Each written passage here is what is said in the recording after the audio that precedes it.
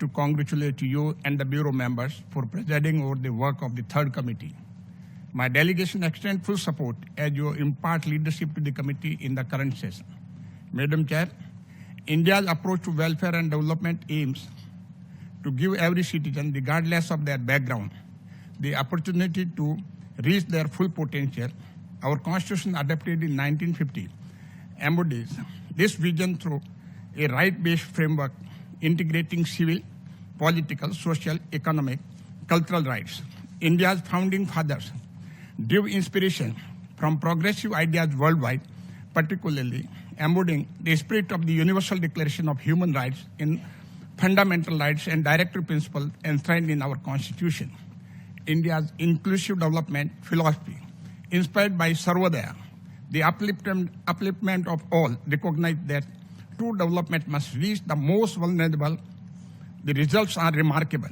In the past decade, 250 million people have been lifted from the multidimensional poverty, reducing poverty rates by 60%. Our food security framework serves nearly 800 million people through the targeted public distribution system. The ILO estimates that India increased social security coverage to 64.3% of its population in 2025. Within this broader development framework, women's empowerment stands as a key priority. We have adopted bold, life cycle-based approaches with intervention spanning health, education, housing, digital access, sanitation, and financial inclusion.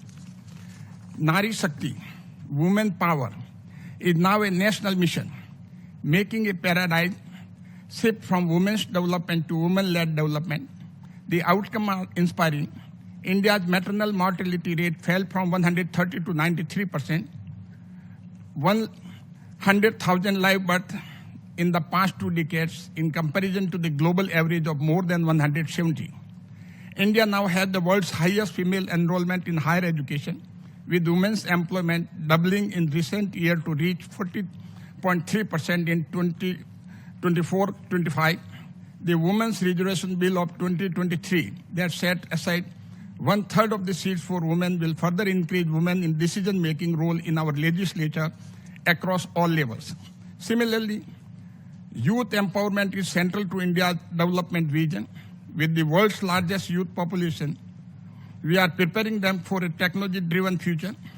Through the My Bharat digital platform and programs like Viksit Bharat, Young Leaders Dialogue, the government actively engages millions of young people.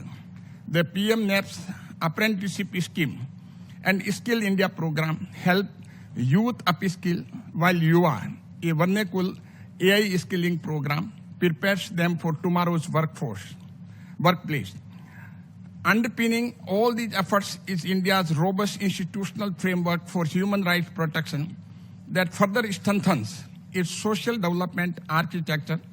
India's national and state-level human rights institutions, commissions on women, minorities, and the marginalized have demonstrated their autonomous and independent action to ensure accountability of the legislature and executive in protecting and promoting the rights of vulnerable and marginalized.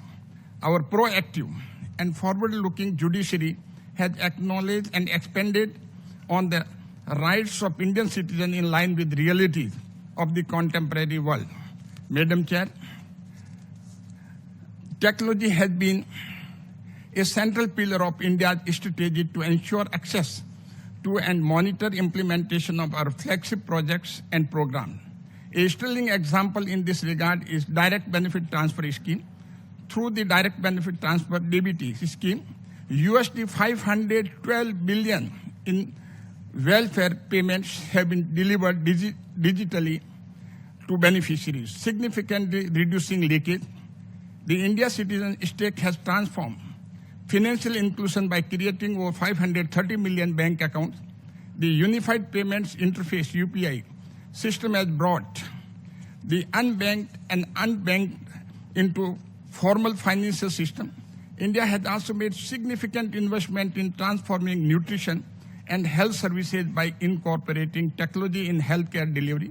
Technology is thus linking governance and growth, ensuring social development reaches every citizen. In this context, I am happy to report that the Meri Panchayat app that promotes community engagement and empowers more than 265,000 villages council in India won the Champion Award at the WSIS 2025 Award in Geneva. We remain committed to work with member states in sharing our expertise on the transformative capabilities of digital technology. Madam Chair, even as India takes pride in its accomplishment in the recent year, we remain vigilant about prevalent global challenges such as racism, racial discrimination, religious intolerance, and hate speech that continue to undermine human dignity and spark conflict. As a diverse and plural society with one of the world's oldest civilizations, India stands against such increasing intolerance.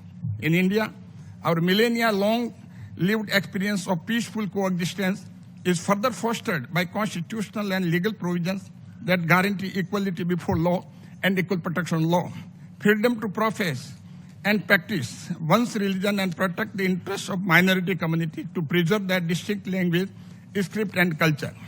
Madam Chair, it is deplorable that my delegation has to respond to the falsehood and propaganda peddled by Pakistan. We reject the baseless and distorted remarks on Union Territory of Jammu and Kashmir, an integral and inalienable part of India. Pakistan continued to display its utter lack of respect for this august forum by misusing the principle of self-determination to further its narrow political ends. I would like to emphasize that it is habitual for Pakistan to respect falsehood equivalences, which are symbolic of Pakistan's nefarious designs and sinister intent. The rapid strides made by the Union Territory of Jammu and Kashmir in multiple spheres attest to focused attention paid by India to improve the daily lives of citizens. Democratic tradition and values are alien to Pakistan, and it is not a surprise that they have chosen to not account for the will of the people by them as recently as October 2024. A country that regularly rigs its election, jails its popular leaders, bombs its population, and is presently brutally suppressing popular protests should be ashamed to point fingers at others. The truth is, Pakistan is diverting focus from the failed state it is. Nothing short can be expected from a country that its own army chief characterized as a dump truck.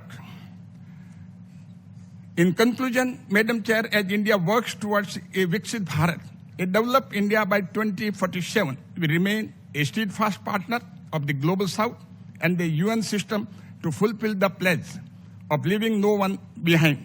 I thank you, Madam Chair.